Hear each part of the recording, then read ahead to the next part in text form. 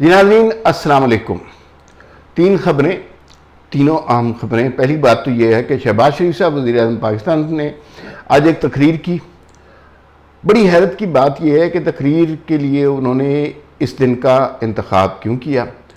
उन्होंने अपनी 2.5-3 माह की हुकूमत की कारकर्दगी बयान करना शुरू कर दी और यूँ लगता है कि जैसे ख़तरे की घंटी कहीं बज रही थी कि उन्हें अपनी हुकूमत की परफॉर्मेंस बताना पड़े।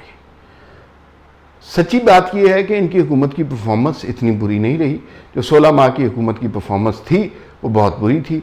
अभी तक शहबाज शरीफ की हुकूमत की परफॉर्मेंस अच्छी रही है। बजट में अलबत्ता तनख्वाहदार तबके के साथ काम बुरा हुआ है, लेकिन आगे जो ये काम करने जा रहे हैं, जो पाकिस्तान के ऐसे असासे जो पाकिस्तान को मुसलसल नुकसान पहुंचा रहे हैं, ऐसी वजारतें जो अब सूबाई हो गई हैं, उनको मदगम करना चाह रहे हैं या ख़त्म करना चाह रहे हैं, ये बड़े अच्छे काम हैं। ये पाकिस्तान की मईशत में हो जाना चाहिए, लेकिन क्या स्ट्रक्चरल चेंजेस जो मईशत में होनी है वो हो जाएंगी? क्या शहबाज शरीफ साहब ने जो दावा किया है कि ये IMF का आखिरी प्रोग्राम है, ये हो जाएगा? इस पर बात करेंगे।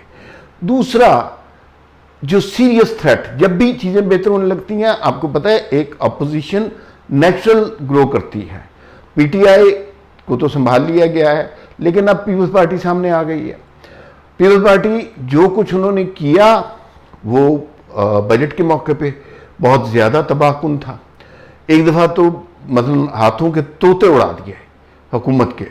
बिलावल भुट्टो गायब, पार्टी गायब, इत्तेहादी गायब, और अब सुन रहे हैं कि बजट पे बाकी पार्टियां भी हुकूमत के साथ नहीं होंगी। बजट पास नहीं होगा, हुकूमत ख़त्म। कुछ लोग कह रहे हैं कि चूंकि हुकूमत ख़त्म हो जाएगी, लिहाजा शहबाज शरीफ साहब को की हुकूमत यही थी, उन्हें इतने दिनों की कारकर्दगी बतानी थी, वरना आज हज है, एक दिन के बाद ईद है, ये कोई परफॉर्मेंस बताने का मौका नहीं था। ये इबादत का मौका था, ये जो है हज को सेलिब्रेट करने का मौका था। तो ये तो अपनी परफॉर्मेंस वाली कहानी नहीं थी ना इस वक्त, लेकिन ये भी इन्होंने किया। इसका मतलब है कि जल्दी पड़ गई है, हापड़ी पड़ गई है और बताना पड़ गया है कि अब ये करना है, क्योंकि पीपल्स पार्टी बजट के मौके पे जो कुछ करेगी उसके बारे में इत्तलात ये हैं कि अब बिलावल भुट्टो ने अपने अराकीन असम्बली को कह दिया है कि आप अपने ज़मीर के मुताबिक फ़ैसला करें। अब ये ज़मीर शमीर जो है ना, ये सिर्फ कहानी होती है, और इसके लिए कहा यह जाता है कि एक तरह से ये इंदिया होता है, इंडिकेशन होती है, इशारा होता है कि भाईजान सामान लपेट लें और चलें। तो तब ये कहा जाता है कि आप अपने ज़मीर के मुताबिक, वरना पार्टी चेयरमैन की इंस्ट्रक्शन के बगैर ये लोग हिल नहीं सकते। तो बहरहाल ज़मीर अचानक ज़रूरत पड़ गई है, लिहाजा बिलावल भुट्टो ने, अगर ये बजट पास नहीं कर सके तो हुकूमत ख़त्म है। शायद इसीलिए शहबाज शरीफ साहब ने आके अपनी हुकूमत की तारीफ़ें करना शुरू कर दी।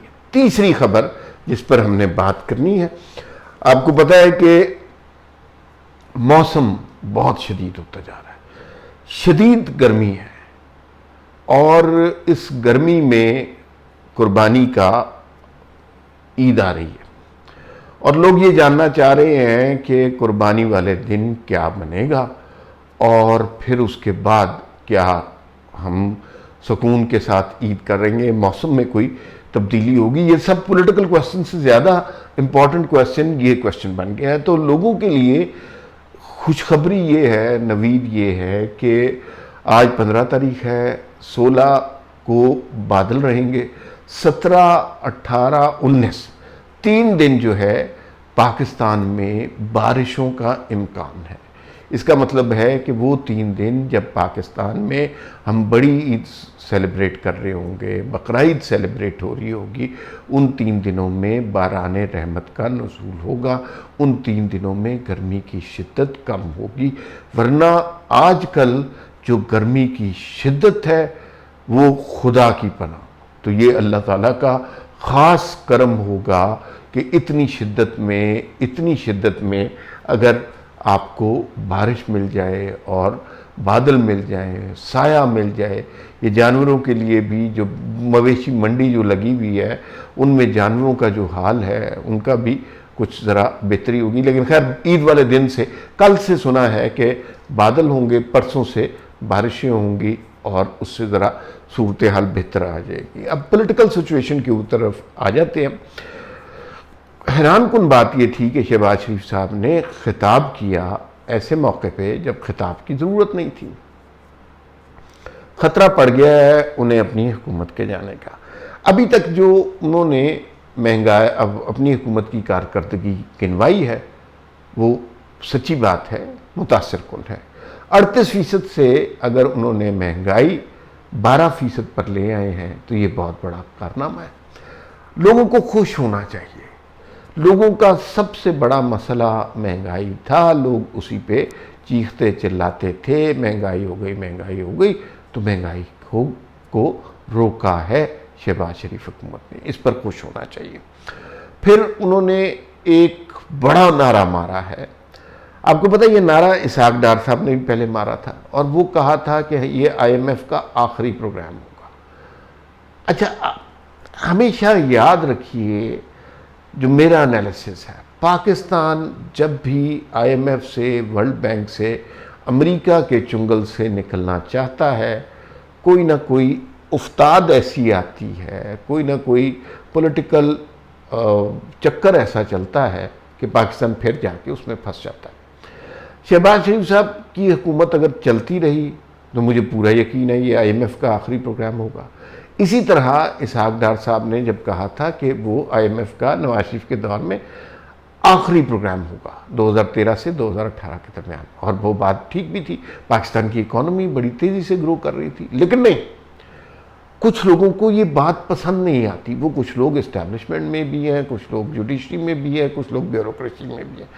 फटाफट बग़ैर सोचे समझे एक हाइब्रिड निज़ाम लाया गया इमरान खान का, जिसने फौज का, अदालतों का, ब्यूरोक्रेसी का, मुल्क का, सियासत का, अखलाकियात का, समाजियात का, हर चीज़ का, मईशत का बेड़ा गर्क कर दिया। फिर हम फंस गए। IMF से ऐसा मुआहिदा किया, स्टेट बैंक उनके गिरवी रखवा दिया, बेड़ा गर्क कर दिया।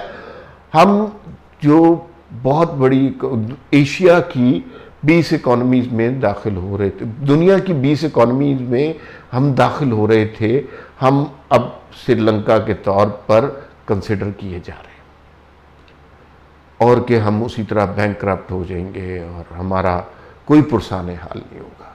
शहबाज शरीफ साहब जिस स्पीड पे काम कर रहे हैं, मैं शहबाज शरीफ साहब की सियासत का कभी हामी नहीं रहा, आप सारे लोग जानते हैं। लेकिन अभी तक जो इक़दामात कर रहे हैं ठीक कर रहे हैं। अभी स्टील मिल, PIA ये बेचने चाहिए भाई इनके। वो मिफ्ता इस्माइल हमारे दोस्त हैं, उन्होंने कहा था कि ये 1 रुपये में बेच दें, बहुत अच्छी बात कही थी। ये 1 रुपये में भी महंगे हैं भाई, ये अरबों का नुकसान करते हैं। इससे ज्यादा नुकसानदेह इदारे कोई है ही नहीं। ये पल्ले से पैसे देके बेच देने चाहिए, इसलिए कि ये तो मतलब आपको अरबों रुपया, खरबों खर्च कर चुके हैं और इनकी प्रोडक्टिविटी जीरो है। प्राइवेट सेक्टर में ये चीजें आनी चाहिए, प्राइवेट सेक्टर को चलाना चाहिए। भी रेलवे ये जो है जो PIA है, ये प्राइवेट सेक्टर के पास होंगे। स्टील मिल चलानी है तो प्राइवेट सेक्टर चलाए, हम नहीं चला सकते। तो ये बड़े अच्छे प्लान हैं। इससे क्या होगा? बेरोजगारी होगी, लेकिन प्राइवेट सेक्टर रोजगार पैदा करेगा, लेकिन फिर लोगों को काम करना पड़ेगा। अब जिन्होंने 25-25 साल से तनख्वाहें ली हैं तो उनको तो काम करना पड़ेगा, तो उनकी तो चीखें निकलेंगी। बहुत सारे सरकारी इदारे हैं, मिनिस्ट्रियां हैं, जहां लोगों ने काम ही नहीं किया, तनख्वाहें ली हैं, तो उन्हें अगर काम करना पड़ गया तो चीखें निकलेंगी। तो ये प्राइवेट सेक्टर तो काम करा के पैसे देता है, तो वो काम कराएगा तो फिर मसला पड़ेगा। तो ये सारी सिचुएशन अब डेवलप हो रही है। अब शहबाज शरीफ साहब सही डायरेक्शन में जा रहे हैं। अब पीपल्स पार्टी वालों ने रौला शुरू कर दिया। और ये जो IMF से निकलने वाला ऐलान किया है, यही इनके गले का फंदा पड़ेगा। पीपल्स पार्टी साथ नहीं देगी या ब्लैकमेलिंग करके ऐसी जगह पहुंचा देगी कि सारा प्लान ही तलपट हो जाएगा और फिर हम फंसेंगे IMF के पास। इसलिए कि बदकिस्मती से चंद लोगों ने ये पाकिस्तान के मुकद्दर में लिख दिया है कि हमने अमेरिका की गुलामी करनी है। फिलहाल इतना ही, फिर मुलाकात होगी। अल्लाह हाफिज़।